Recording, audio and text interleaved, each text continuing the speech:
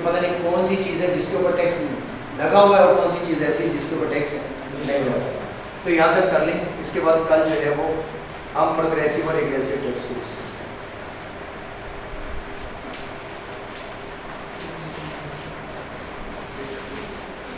Slides दोहराएंगे, इसके बाद जा सकते हैं।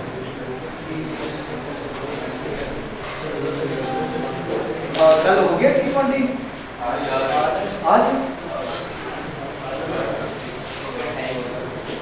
खेलना तो क्लास का देखना तो क्लास के बाद बैठ जाइए, वेटर ही लगा प्रोजेक्टर तो लगा ही होगा। अच्छा